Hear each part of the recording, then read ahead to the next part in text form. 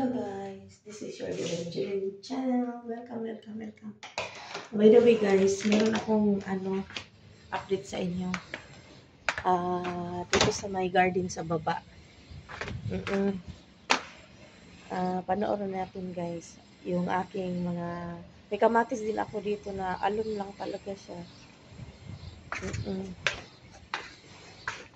Meron ako, yung kalabasa ko nandito, hindi talaga nagbunga, oh. Nagbulaklak lang talaga siya. Ayaw talaga niya magbunga ba. Ewan ko anong nangyari sa kanya. Oh. Yan. Pinagpuputol ko na yung ang lalaki pa naman na ng bulaklak. Oh. Pero ayaw niya ayaw niya magbunga. By the way guys, yung kamatis ko guys, isa lang din dito yung bunga. Mag-harvest na tayo ng kamatis. Ayan, oh.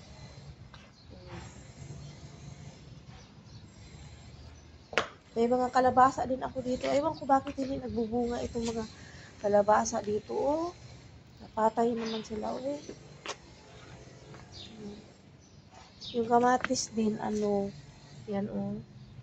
Yung isang kamatis. Medyo namanluris na sila dito na side. Ganun ang mga tanim. Oh. Saka yung aking hindi man wala ding naunod ang itong kamuti. Panggulay lang talaga siya. Wala akong nakuha dito na yung laman sa loob baka nang unod ba sa Bisaya. Pero usog yung aking mga herbs. Yan oh.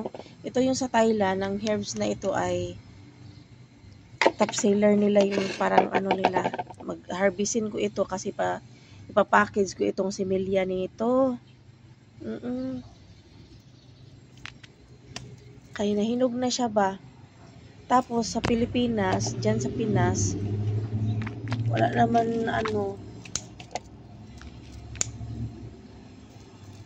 naman ganito doon.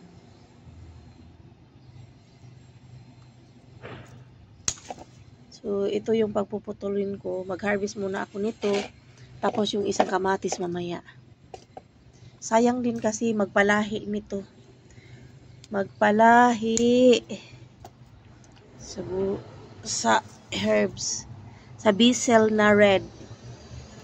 Or purple, violet, whatsoever. Ito naman yung aking green na herbs. Marami na din ako nitong nakuha. Kailangan na niyang magbagong tanim.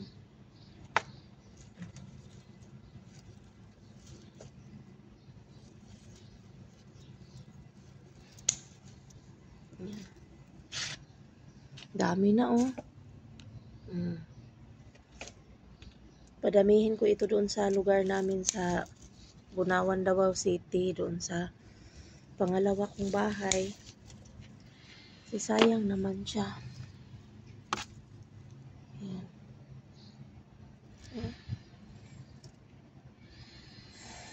Ganda yung mga herbs dito. Meron pa talaga natumba dito.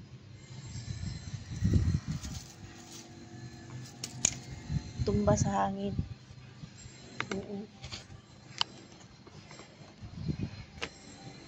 Meron na naman akong drum guys. Para sa package ko yan ba. So, kunin ko din ito.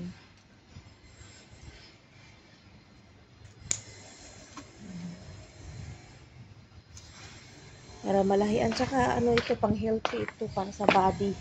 Para sa health. Yan, may yung mga green din dito guys. Oh, ang dami na. Harvestin ko din ito mamaya. Ito yung aking malunggay. Ang malunggay dito. Iwan ko, parang namanluris na peste yata sila. Yung aking kamatis.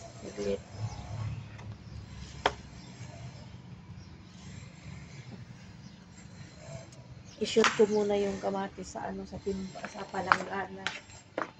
Kasi sayang naman.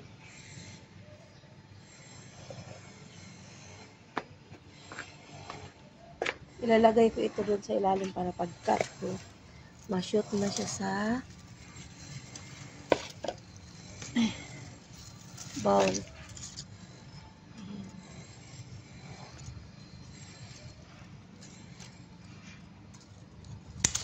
Oh, hindi pa rin siya na-shoot. Walang sumalo kahit salo na siya. Gusto pa din niya na tumalon.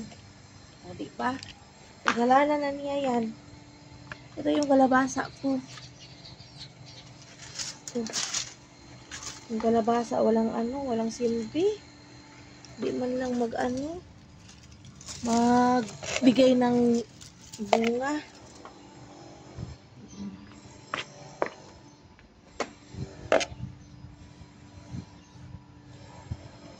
Ito ang laki ng puno, oh. Ayaw talaga magbunga ng kalabasa na ito, eh.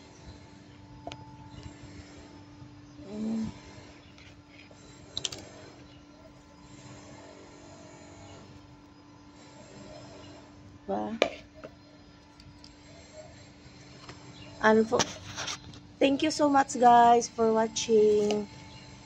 Ito lang, gi-share ko lang sa inyo. At saka ikakat ko itong nagugulay daw ito, binibigay ko dun sa kapitbahay ko na Ilocana naman yun, si Bibe, si Palanggang Joby. Kakat ko ito, bibigay ko sa kanya. Ito, para magulay niya. And for now, guys, ito na muna sa ngayon. And see you for my next vlog. And thank you so much. Ang lagi ko sinasabi ay God bless you all, and see you in my next vlog. And thank you so much. Bye.